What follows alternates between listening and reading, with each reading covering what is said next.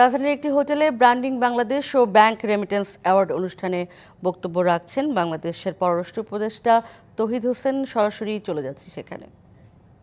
ভবিষ্যতে গিয়ে দেশে ভালো মতো চলতে পারবে। তো কাজে এটা সমস্যাটা বাংলাদেশের সৃষ্টি হয়, সেটার দায় গিয়ে পড়ে মিশনে। কারণ আবার আমি বলছি, আমি কিন্তু এখানে আমাদের মিশনগুলিকে ডিফেন্ড করতে আসি না, আমি শুধু প্রকৃত অবস্থাটা বলতে আসছি। অনেকে কমপ্লেন করেছেন আমার কাছে যে ভাই, রাশিয়ান একজন বিপদে পড়েছে, চিটাগাংয়ে এখান থেকে একজন অফিসার চলে গেছে, গিয়ে তাকে উদ্ধার করে নিয়ে এসেছে, আপনারা তো কিছুই করেন না। রাশিয়ানদের এরকম একটাই সমস্যা আসে বছরে, বা দুটো সমস্যা আসে, বা পাঁচটা সমস্যা আছে। 5 জন লোক তাদের এখানে আছে যারা এগুলি দেখাশোনা করে। আমার সৌদি আরবে 32 লাখ লোক, এখন সর্বশেষ যেটা কাউন্টিং এসেছে, 32 লাখ লোকের মধ্যে 2 লাখ সমস্যা কমপক্ষে।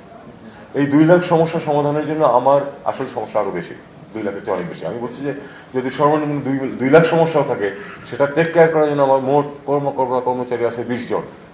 তারা কি করে সেটা এইভাবে সমাধান করবে কি করে?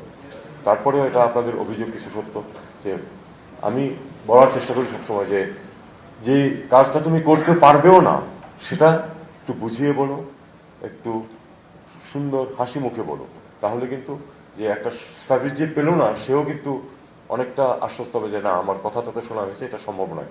প্রচুর